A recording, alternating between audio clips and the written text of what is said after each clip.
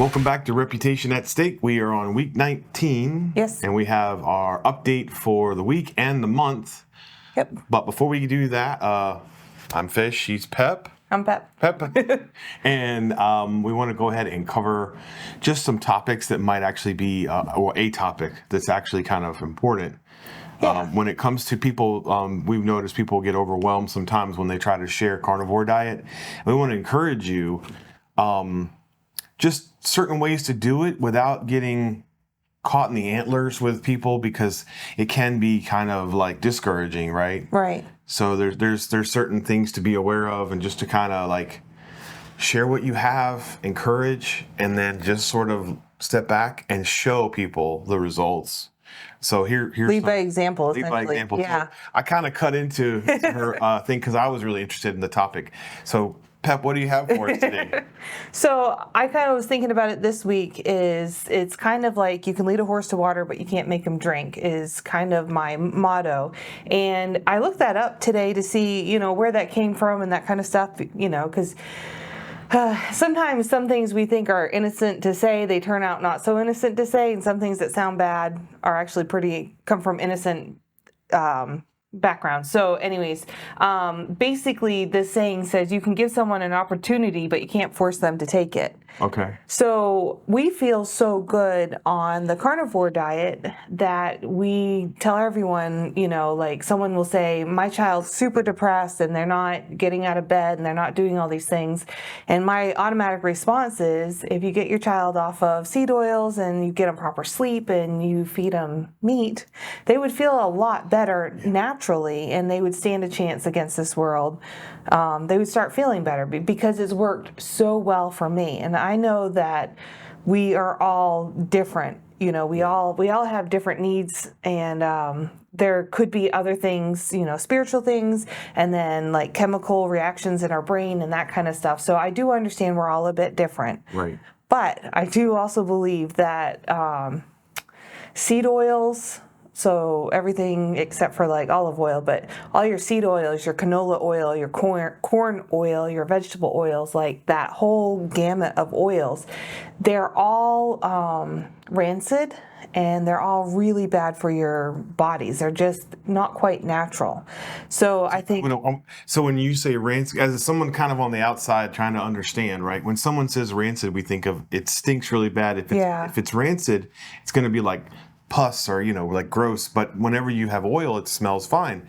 So how is it they make rancid oil seem delicious or enjoyable? I think they filter it, they perfume it, and they've found ways around it. Bleaching things? Yeah. Well, even Mom and I were talking about when you have coffee filters and they're pretty and pristine and white, and come to find out, so wood pulp doesn't come out white when it comes out of the factory, And so this is our 21-year-old cat, and he just spit all over me. Spit going. Yeah, he shook his head. He's missing some teeth, so spit's like flying everywhere. So anyways, I believe that they take those rancid oils and they filter them, and they find ways to make them taste okay. And then they're in everything. They're in McDonald's food. They're in every pre-processed food. They're everywhere. And when she says "I believe," she's saying that she's watched things online. She's seen other people research. Right. That would be really good to have the research like pop up in the description of like, Sure. well, here's the evidence. But there's so much evidence. And then you hear this anyone who's on a health food journey talks about seed oils. So I think two things that are the devil in our society is how prevalent seed oils are, and then sugar, how prevalent sugar is. So, and sugar's in everything, like prepackaged, and that's why people always say, oh, just shop the outside of your grocery store. But let me tell you, sugars are also in bananas and apples and that kind of stuff. And even when you eat a banana apple, you might feel a little bit better for a little while. That's still a sugar spike. Right. So I'm just saying, watch how much sugar you're eating. I'm not going to take all that away. You don't have to become carnivore for me, But so anyways, I think if you can get your family off of seed oils and sugar, I think your whole family would feel better. Yes. But what a lot of people say to me is, my family won't eat carnivore. All right, so I predominantly do all the cooking right now in our household of 3. When you say your family won't eat this way, but if you are the one that goes grocery shopping and if you're the one that does predominant cooking, predominantly your family's going to eat what you cook them. So if you choose to add potatoes to your meal, you've kind of like chosen to say to your family, you're kind of putting the blame on them, right? Right. So, and I just want to encourage you, if you feel carnivore or keto or ketovore or whole foods, whatever, is the way for you to go. Watch out for those easy excuses. So a lot of people don't want to do carnivore because they need their veggies. Well, that's fine. If that works for you, at least you're not eating seed oils and sugar, So that's just kind of my rambling thought is it's so easy to make excuses not to do carnivore. Now, we're 100% carnivore.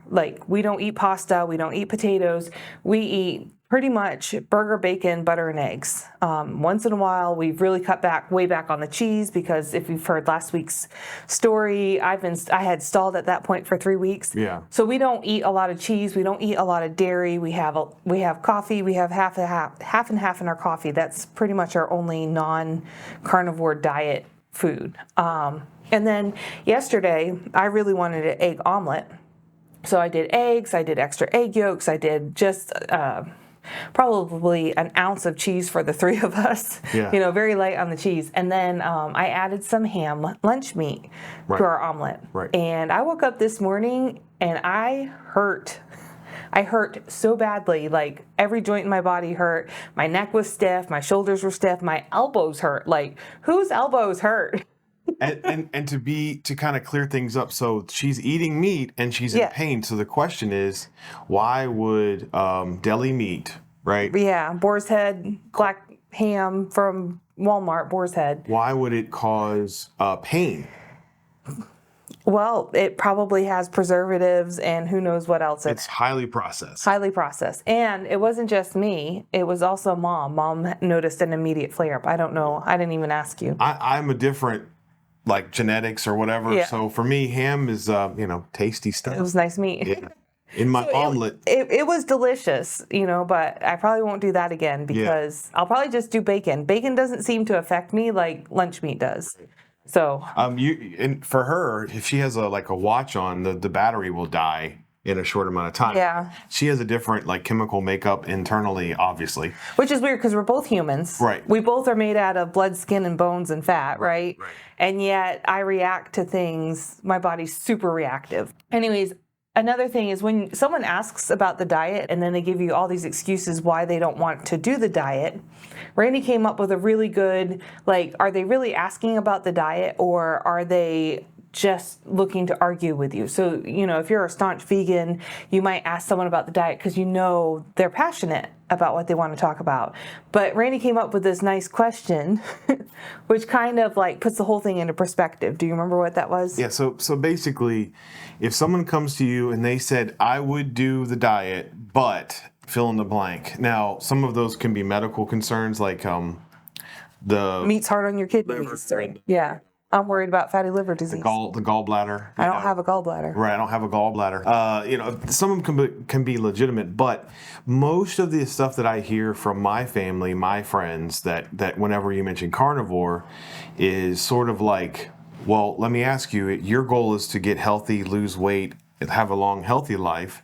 Can you attempt it for 2 weeks? 1 week even. It's usually not even about the excuse. It's that they don't want to do it. And that's okay. So how do you find out that they don't want to do it? You ask them a question. Simple question. Yeah, the simple question is, whatever excuse they put in the way, you just say, well, if this was solved, in other words, try to give you an example. I can't do carnivore because my kids won't eat carnivore. Okay, so then you would say, well, what if your kid was grown up and moved out? Would you now do carnivore tonight, today? Would you start? If the answer is, well, no, then that shows that it's not about your child. It's about, there's something going on inside. And it's really important that people are given the space to choose Yes. This has to be something that you really want to try and do. If you feel like you're being sort of grabbed by the hair and pulled along and you're miserable, like I have been on diets all my life, then walk away. But what I'm saying is, this is the only diet that I've ever had that it wasn't miserable, because there's really good, delicious food. You're satiated. I'm satiated, and I'm losing weight, and it feels like a lot of health is involved, right? Yeah. So it's one of those moments where it's like, I get why you feel that way about dieting, but when it comes to actually making a change that will impact your life in the long term, or even in the short term, I mean, in 3 months, like huge amounts of weight loss, I can't give a better diet that I could think of. Right.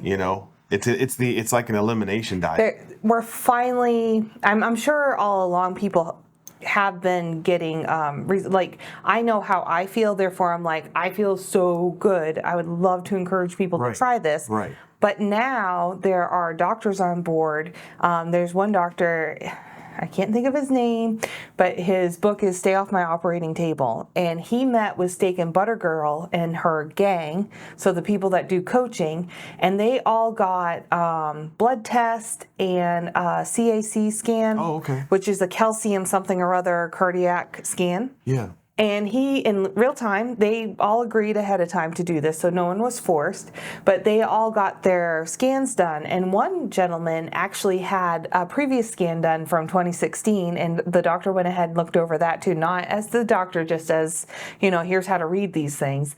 And the guy went from being in the 99 percentile of having heart disease in 2016, 2017, to being in the 90th percentile by eating carnivore. So all he eats is meats. He coaches people to eat meat. So all I'm saying is the research is finally catching up to just people spouting off on YouTube, I feel so much better eating meat, or why carnivore won't work for me, or, we upped our fat, now up yours.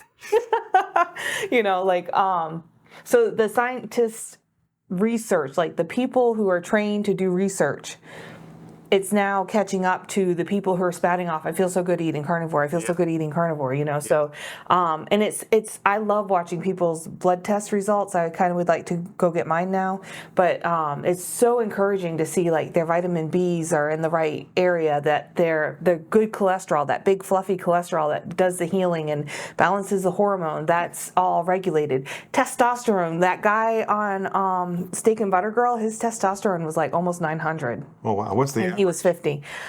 Most men are having trouble in the 200s. So to have like 900 and not have to put chemicals in your body in order to get that, it's just... That's a big deal. It's so cool. There's Joe Rogan has his own podcast. Everybody seems to know that. He promotes testosterone. Like I think he takes a supplement, and I think he believes, based on what I heard, it's sort of like longevity. Like if you just you're getting at a certain age, he feels you need to take a supplement.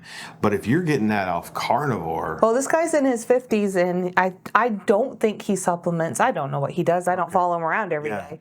And again, we don't pay your bills. You do you. We're here to encourage you and say, okay, so let's go ahead and do our monthly update. And I can tell you right now, my monthly update is not impressive, but I feel better this month than I did even last month, and then I even did on the Sad American diet. Oh, definitely. So I just want to put that out there, that you might not have these huge chunks of change every single month, but I have micro changes going on in my body. So I'm excited about that. That's really awesome. And speaking of an update, did you want to start yours? Go ahead and just say for the week. Oh, or for the month, actually, too. Yeah, because this is October 1st. Yeah. So we just finished September. And so for my monthly update, drum roll, I weigh exactly the same weight as I did the 1st of September. But, and that I had like a 8, 9, 10. I had a 11-pound swing where I dropped to my lowest of lows, and I was so happy. I did my 40-pound update video. And then right after that, my weight spiked, and it stayed at that spike point, and sometimes even a little bit more. And I've just been fluctuating like these same 5 or 6 pounds, but I have not cheated. Right. We were eating pepperoni and cheese. We cut that out last week. We stopped that. Yeah. Last week I said I was going to walk every single day. We had residual rain From the hurricane? The hurricane, and I got really sick. So by really sick, I actually had to go lay down. So for 2 days, I felt miserable, and then like Wednesday and Thursday, I could do stuff, but I kept pooping out. It was so weird. So so that's where I'm at. You know, I didn't even look at my inches for the whole month, but.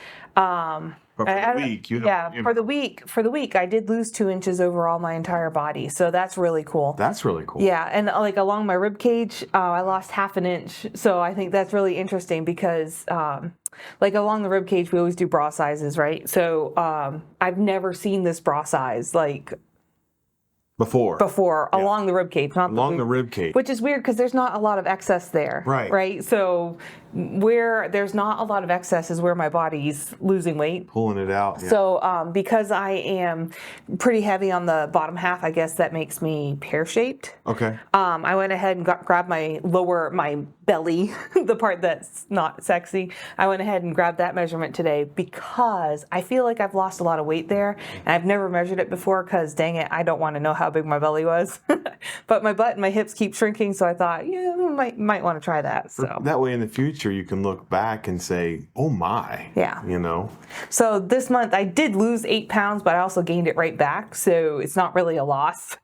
But it's not a gain. It's not a gain, but it's not a loss either. So it's still a plateau. So this is week 4 of my plateau. Right. But I know internally my body's healing. Yeah. So I'm just going to keep eating meat. And I mean, we're literally eating 2 meals a day. We eat bacon, butter, bacon and eggs, and steak. And that's all we eat. So we're going to keep doing that. Next week, we'll go shopping and get the same thing. Over and over. So that's where I'm at. How about you? Okay, so for the month of September, I lost 5.6 pounds total, which I was losing 1/2 pound a day in the very beginning, the first 2 to 3 months of the diet, which is awesome. And then I kind of hit, I mean, my mother's in a nursing home. I was eating at Mission Barbecue, which is still meat, but it's like, I don't know, there was a bit of a stall that I sort of got tangled in. So I lost 5.6 pounds this month, which is really good, right? That means I'm averaging about 1.25 pounds a week. And then this week I lost 3.2 pounds. So that tells you right there that the majority of my weight loss has been this past week. Yeah, a huge So chunk of it. the whole point of really explaining this and sharing this for me is to, somebody else is going to be struggling with carnivore.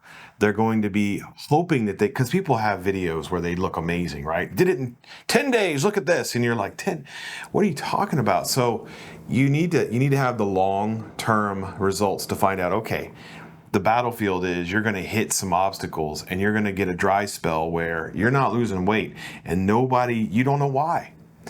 But don't give up because your body is healing, it's adjusting. We're living proof. But you do know why. You do know why you're not losing weight because your body is fixing itself. It's defragging. That's the only way I can explain is your body's defragging. So what defragging is, right? Because I'm married to a computer expert, is when you would have a hard drive and you move stuff around on the hard drive and there'd be like these blank spots or where files didn't make sense, and your computer will go through and it puts everything in nice neat lines, right? Yeah.